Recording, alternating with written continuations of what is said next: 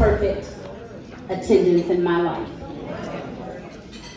Sheila, thank you so much for the warm introduction. Before the event this evening, she came up to me and she said, "How do you want me to introduce you?" I said, "Don't read all the words on the paper. Speak from your heart." So thank you so very much, Sheila, for speaking, letting God use you tonight. I'm so honored tonight that I have someone with me who gives me strength. He is the wind beneath my wings. It's my son, Josh, and he's standing here with all this wonderful camera gear. Can y'all say hello to Josh? So I make sure that I know who's in the audience this evening. How many of you know that God specializes in things that are impossible? How many of you know that God's grace is sufficient? And how many of you know that had it not been for the Lord on your side, where would you be? See, tonight I stand on the promises of God. And I also stand on the shoulders of so many giants like Juanita Kraft, many who came before me and fought. They fought the good fight. Their blood, their sweat, and their tears paved the way for a young black girl to emerge from the piney woods of East Texas to serve this great city as city manager. I want to extend my deepest gratitude this evening to the Dallas NAACP. Under the profound leadership of Dr. Sharon Middlebrooks. Thank you for your unwavering support. Thank you for your dedication to justice, equity, and opportunity.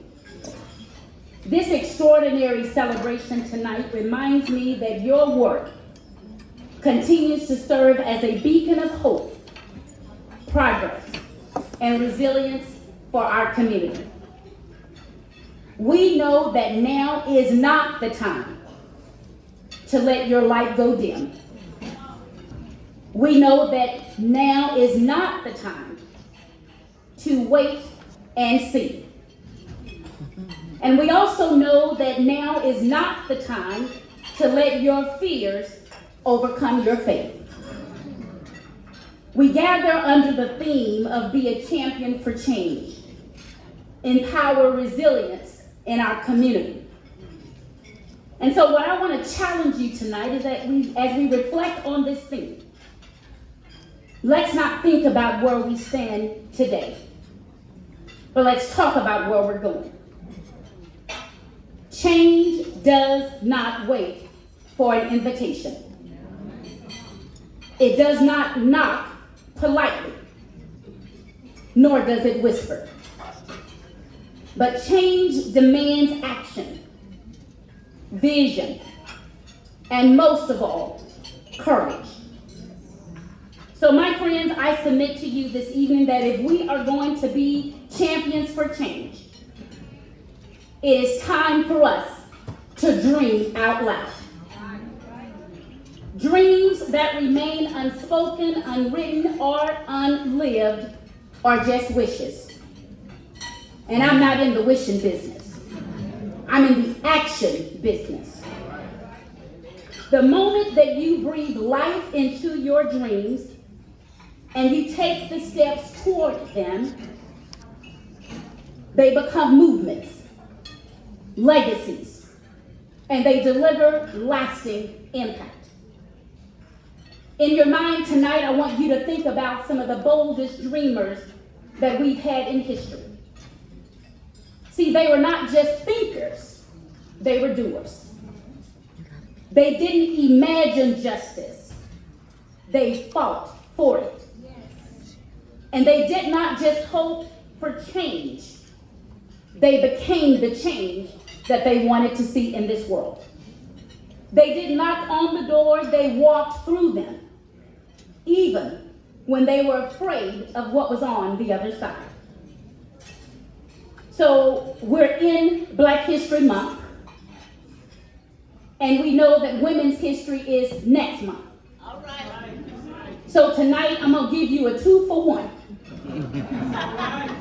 Because I'm really feeling myself, because you can't talk about Black history and not talk about Black women. So let's talk about Black women who dared to dream out loud. They acted upon their dreams, women who embodied resilience, and they were champions for change, all against the odds.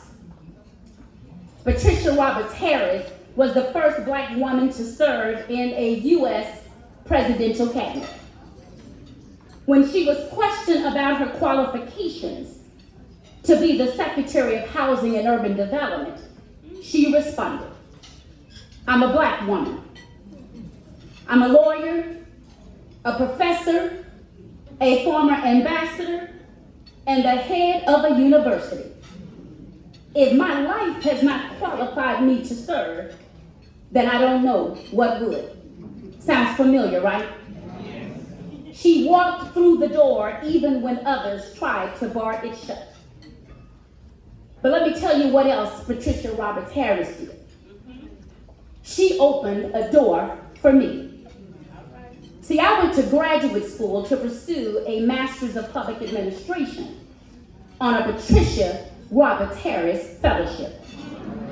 Because this sister dreamed out loud, many women of color were able to pursue their dreams. And no, it was not a handout. It was a hand up. And we know that there is a difference. But let's not stop at Patricia Roberts Harris. Shirley Chisholm was the first Black woman elected to Congress and the first to run for president from a major political party. When asked about her legacy, she said this: "If they don't give you a seat at the table, bring a folding chair."